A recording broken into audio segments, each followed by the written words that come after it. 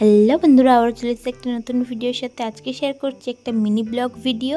আর এই ভিডিওতে দেখো আমি শেয়ার করছি আমাদের বাড়িরই একটা পুকুর বা ছোট ফিশারিও বলতে পারো। সেই পুকুরে মাছ ধরা হচ্ছে, সেই ভিডিওই তোমাদের সাথে শেয়ার করছি। তো এখানটায় দেখো বেশ কয়েকজন নেমে পড়েছে, তার মধ্যে একজন কিন্তু আমার বাবাও ছিল।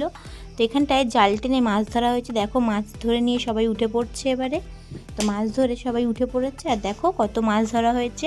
এখানটায় কিন্তু অনেক মাছই ছিল, কিন্তু যেগুলো ছোট মাছ ছিল সেগুলো দেখো এখানটায় পুকুরে ছেড়ে দেওয়া হচ্ছে।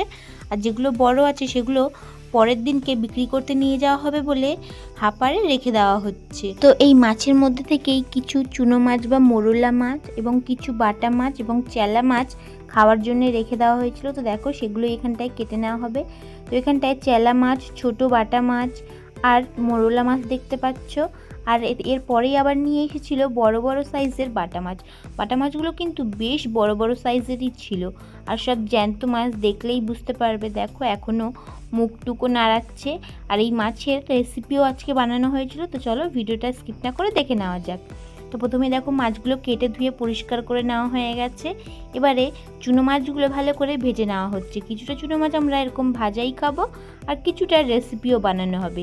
আর এই রেসিপিগুলো কিন্তু এই ভিডিওতে পুরোটা তো দেখতে পারবে না, কিন্তু চ্যানেলকে অবশ্যই সাবস্ক্রাইব করে রাখবেন। পরপর এই সব ভিডিওগুলোই আসতে চলেছে, আপনারা তাহলে দেখতে পাবেন। তো এখানটায় দেখো লাউ শাক, কলা আলু দিয়ে এখানটায় চুনো মাছ দিয়ে একটা রেসিপি রান্না করা হয়েছে। আর রেসিপিটা গরমের সময় খুব খেতে ভালো লাগে, বা এই চুনো মাছ হলে আমাদের প্রায়ই এরকম রেসিপি করা হয়, খেতে কিন্তু খুবই ভালো লাগে। যারা এরকম রেসিপি খাও তারা জানবে এই রেসিপিগুলো কতটা টেস্টি, আর যারা জানবে না তারা অবশ্যই এইভাবে ট্রাই করে দেখবে, খুবই ভালো লাগে। তো তারপরে এখানটায় দেখো বাটা মাছগুলো দিয়ে পোস্ত দিয়ে কালিয়া করা হয়েছিল। বাটা মাছগুলো সব গোটা গোটাই রাখা হয়েছিল, কারণ আমার বাবা এরকমভাবেই খেতে চেয়েছিল, তাই মা এইভাবেই বানিয়েছিল।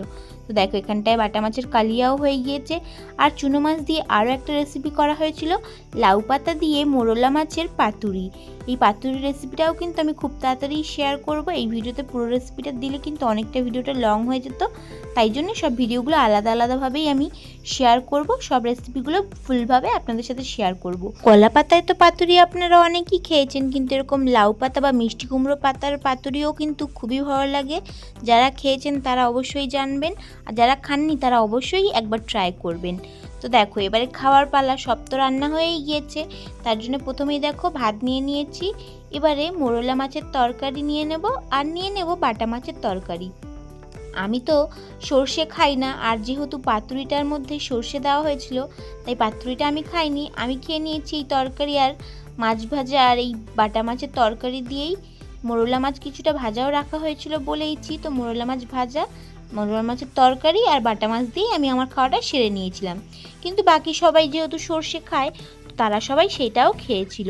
তো এখানটায় দেখো আমি খেয়ে নিচ্ছি। আমি তো এখানে খেয়ে নিলাম, কিন্তু আপনারা যারা এই ভিডিওটা দেখছো কোথা থেকে দেখছো সেটা অবশ্যই কমেন্ট করে জানাবেন। ইউটিউব থেকে দেখলে ইউটিউব চ্যানেলটিকে সাবস্ক্রাইব করে নেবেন, এবং ফেসবুক থেকে দেখলে ফেসবুক পেজটিকে ফলো করে নেবেন। তো দেখো এখানটায় বাটা মাছটাও খেয়ে নিচ্ছি। আর বাটা মাছটার কিন্তু স্বাদটা সত্যিই খুব ভালো ছিল, আর মাছটার পেটে পুরো ডিম ঠাসা ছিল। তো আমি তো খেয়েই নিলাম।